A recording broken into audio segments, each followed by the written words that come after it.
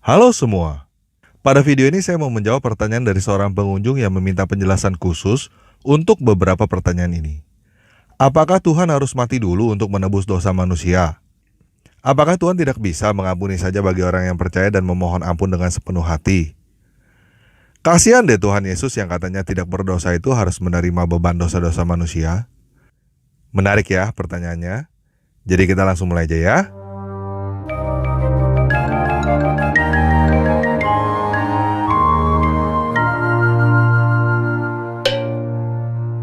Nah, apakah Tuhan harus mati dulu untuk menghapus dosa manusia? Apakah Tuhan gak bisa mengampuni aja orang yang percaya dan memohon ampun dengan sepenuh hati? Jawabannya adalah bisa. Tuhan bisa mengampuni orang tanpa harus mati dulu. Apakah kita punya buktinya?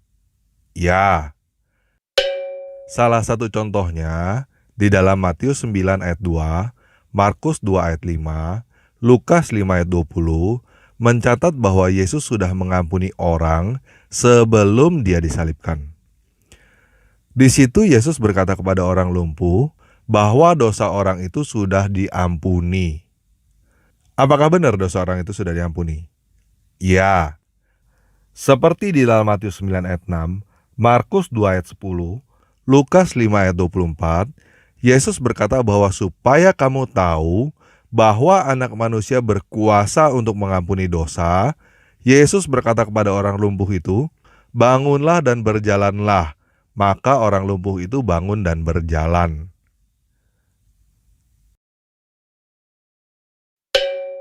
Jadi masalahnya apa? Kenapa Tuhan Yesus harus mati disalibkan untuk menebus dosa? Masalahnya adalah Tuhan menuntut kita untuk mengampuni orang lain yang bersalah kepada kita juga. Di dalam Matius 18 ayat 22, Yesus menjawab Petrus bahwa Petrus harus mengampuni saudara yang bersalah kepadanya sampai 70 kali 7 kali. Di dalam Lukas 17 ayat 4, Yesus menegaskan kepada murid-muridnya, bahkan jikalau saudaramu berdosa terhadap kamu 7 kali sehari, dan 7 kali dia kembali kepadamu dan berkata dia menyesal, maka kamu harus mengampuni dia. Kenapa kita harus mengampuni orang yang bersalah kepada kita? Di dalam Matius 18 ayat 23-35, Yesus memberikan perumpamaan seperti ini. Sebab hal kerajaan sorga, seumpama seorang raja yang hendak mengadakan perhitungan dengan hamba-hambanya. Setelah ia mulai mengadakan perhitungan itu, dihadapkanlah kepadanya seorang yang berhutang 10.000 talenta. Supaya gampang mengerti, kita anggap orang itu berhutang 100 miliar aja ya.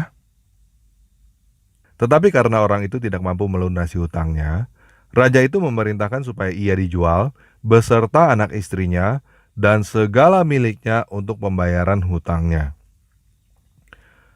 Maka sujudlah hamba itu menyembah dia. Katanya, sabarlah dulu, segala hutangku akan kulunaskan. Lalu tergeraklah hati raja itu oleh belas kasihan akan hamba itu, sehingga ia membebaskannya dan menghapuskan hutangnya. Tetapi ketika hamba itu keluar, ia bertemu dengan seorang hamba lain yang berhutang 100 dinar kepadanya. Kita anggap aja hutang 1 juta ya. Jadi hamba itu berhutang 100 miliar kepada raja, dan semua hutangnya dihapuskan oleh raja itu. Dan sekarang dia ketemu hamba lain yang berhutang kepada dia 1 juta. Lalu ia menangkap dan mencekik kawannya itu, katanya, bayar hutangmu. Maka sujudlah kawannya itu dan memohon kepadanya, sabarlah dulu, hutangku akan kulunaskan. Tetapi ia menolak dan menyerahkan kawannya itu ke dalam penjara sampai dilunasinya hutangnya. Melihat itu, kawan-kawannya yang lain sangat sedih, lalu menyampaikan segala yang terjadi kepada tuan mereka.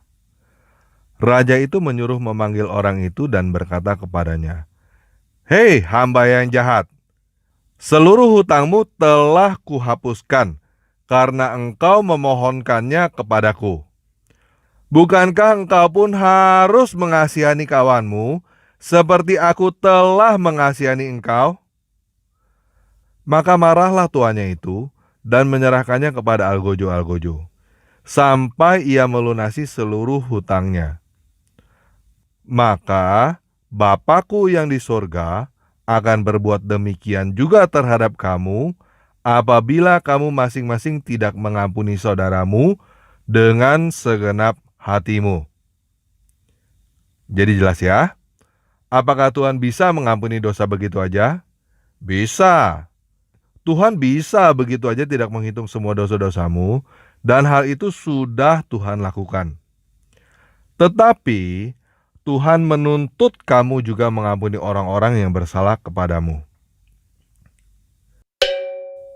Nah, coba sekarang kamu pikir ya, apakah Tuhan harus mengampuni kesalahan kamu, tetapi kamu tidak harus mengampuni kesalahan orang lain? Kalau kamu berpikir bahwa Tuhan harus mengampuni kesalahan kamu, dan kamu tidak harus mengampuni kesalahan orang lain, maka kamu berpikir kamu lebih Tuhan daripada Tuhan. Siapa kamu berani menuntut Tuhan untuk mengampuni kesalahan kamu, sedangkan kamu tidak mau mengampuni kesalahan orang lain? Bukan kamu yang punya hak untuk menuntut Tuhan mengampuni kesalahan kamu. Tuhan yang punya hak untuk menuntut kamu mengampuni kesalahan orang lain.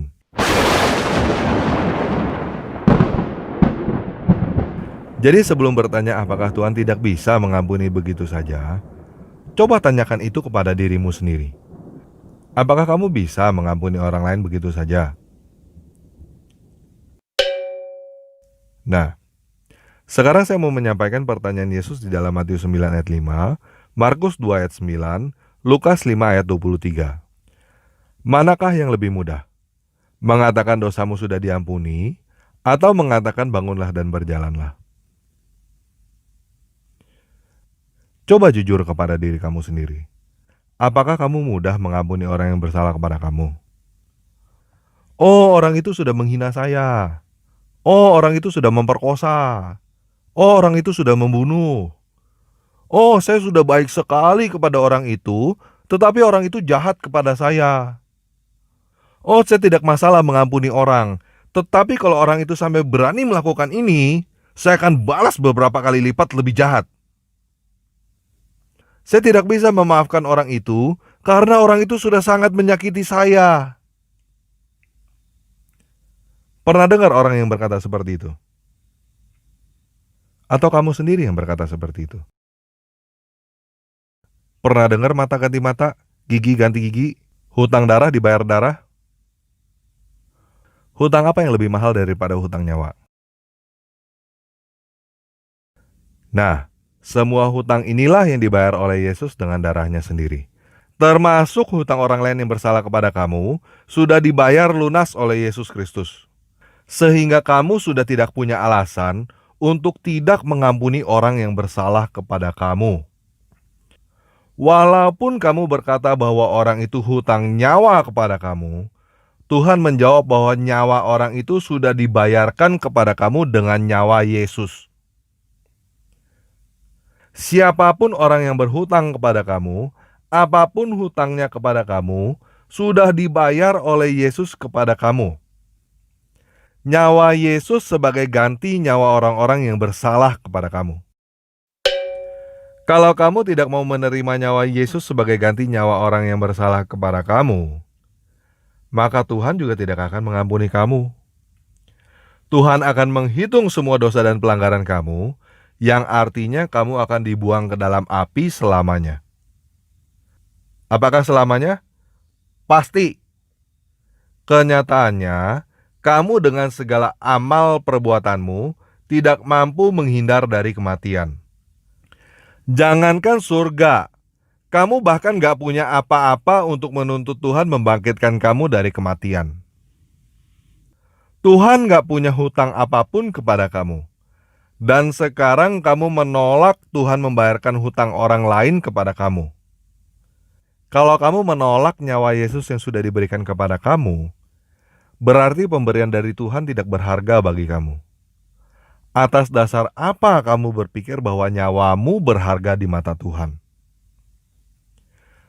Itu sebabnya salib mempunyai garis vertikal dan garis horizontal dengan darah Yesus di tengah-tengahnya. Garis vertikal adalah Yesus membayar dosa kamu kepada Tuhan. Garis horizontal adalah Yesus membayar dosa orang lain kepada kamu. Yesus bukan hanya menebus dosamu kepada Tuhan. Yesus juga menebus dosa orang lain kepada kamu. Itu sebabnya, di dalam Matius 22 ayat 39, Markus 12 ayat 31, Yesus memerintahkan kamu untuk mengasihi sesamamu seperti kamu mengasihi dirimu sendiri.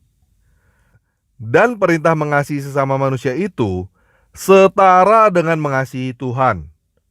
Kalau kamu tidak mengasihi sesamamu, kamu tidak mengasihi Tuhan. Sampai sini paham ya? Di dalam Matius 26 ayat 28, Markus 14 ayat 24, Lukas 22 ayat 20, tercatat bahwa pada malam sebelum Yesus disalibkan, dia mengambil cawan, mengucap syukur atasnya, dan memberikan itu kepada para muridnya. Lalu berkata bahwa itu adalah darah Yesus, darah perjanjian yang ditumpahkan bagi banyak orang. Di situ kita melihat kata perjanjian ya. Ketika kita mengikat perjanjian dengan seseorang, biasanya kita bukan cuma ngomong doang. Entah kita berjabat tangan, entah menulis di atas kertas lalu tanda tangan atau cap jempol, untuk menandai bahwa perjanjian itu sah. Perjanjian yang paling sah adalah perjanjian darah yang disaksikan oleh banyak orang. Dan itulah yang Yesus lakukan di atas salib. Perjanjian damai antara manusia dengan Tuhan, perjanjian damai antara manusia dengan sesama manusia yang disahkan, dimeteraikan, dan dibayar lunas oleh darah Yesus. Seperti di dalam Matius 9 ayat 6, Markus 2 ayat 10, Lukas 5 ayat 24, Yesus berkata bahwa supaya kamu tahu bahwa anak manusia berkuasa untuk mengampuni dosa, Yesus berkata kepada orang lumpuh itu bangun dan berjalanlah, maka orang lumpuh itu bangun dan berjalan. Begitu juga kebangkitan Yesus adalah tanda, supaya kita tahu bahwa perjanjian pengampunan dosa itu adalah benar. Yaitu suatu saat nanti, kalau waktunya sudah tiba, kita akan bangkit seperti Yesus dan hidup abadi di langit dan bumi yang baru. Jadi kalau Yesus tidak pernah bangkit dari kematian, Tuhan manapun yang menjanjikan surga neraka adalah omong kosong tanpa bukti. Tuhan yang mengampuni manusia juga omong kosong tanpa bukti. Sebab semua orang mati. Dan dari dulu sampai sekarang, gak ada satu orang pun yang bangkit dari kematian dan hidup abadi selain Yesus Kristus. Kenyataannya adalah Yesus benar-benar bangkit dari kematian. Dan kita mengikat perjanjian darah yang kuat dengan Dia ketika kita melakukan perjamuan kudus. Kalau kamu menerima darah Yesus, kamu akan hidup. Kalau kamu menolak darah Yesus, kamu akan mati. Karena memang kamu akan mati. Jadi pertanyaan apakah Tuhan harus mati untuk menghapus dosamu? Saya jawab dengan pertanyaan balik kepada kamu. Apakah Tuhan harus mati untuk menghapus dosamu itu tidak cukup sebagai alasan supaya kamu juga mengorbankan perasaanmu, supaya kamu juga mengorbankan dirimu sendiri untuk menghapus dosa orang lain yang bersalah kepada kamu? Dan sekarang saya mau bertanya kepada kamu. Apakah kamu mau menerima darah Yesus sebagai pembayaran? Sebagai ganti atas dosa dan kesalahan yang dilakukan oleh orang lain kepada kamu? Atau kamu tetap tidak mau mengampuni orang-orang yang bersalah kepada kamu? Apakah kamu tetap mau membalaskan kejahatan orang lain dengan kejahatan? Atau kamu mau mengorbankan perasaan kamu, mengorbankan diri kamu sendiri untuk mengampuni orang lain?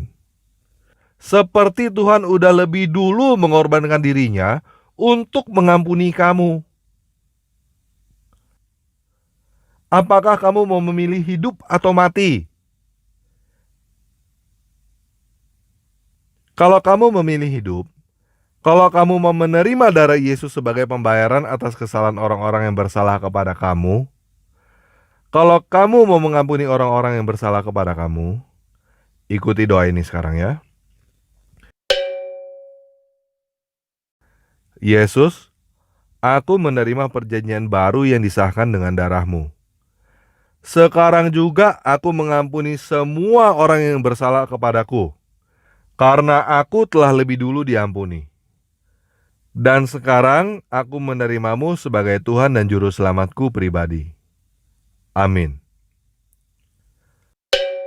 Kalau kamu belum dibaptis, besok kamu cari gereja untuk dibaptis ya. Baca Alkitab setiap hari mulai dari Matius. Dan jangan lupa untuk ikut perjamuan kudus ya. Oke, sekian video kali ini. Yesus Kristus penguasa kita memberkati.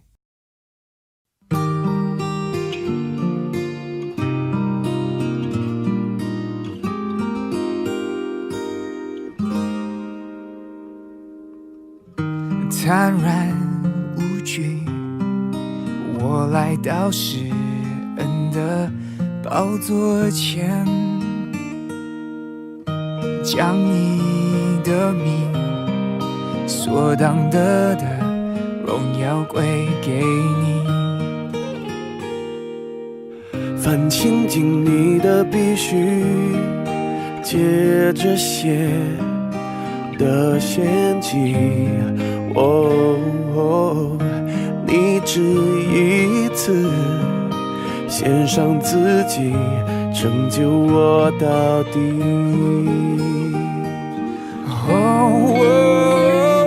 我怎么会不配当你的儿女？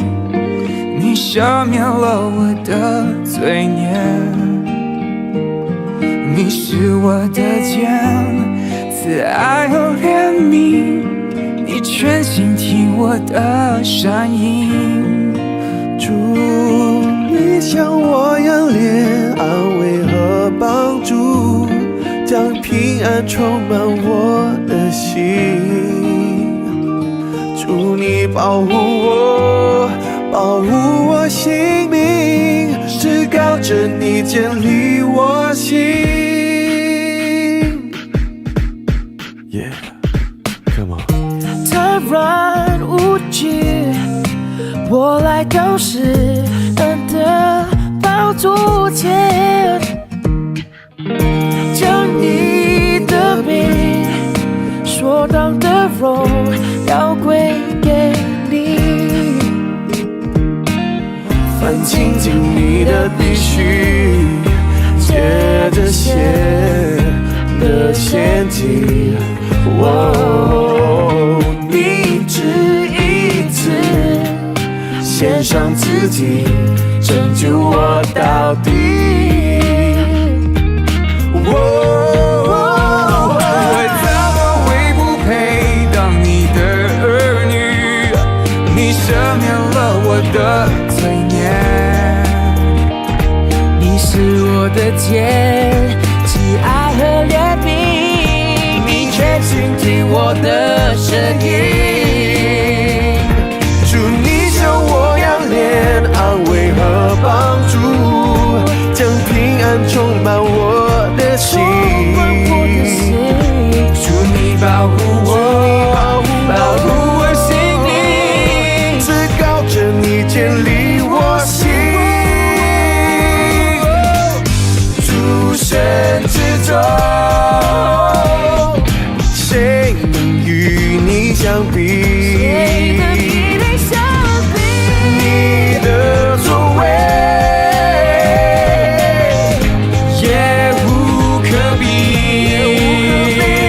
主，你像我样怜安慰和帮助，将平安充满我的心。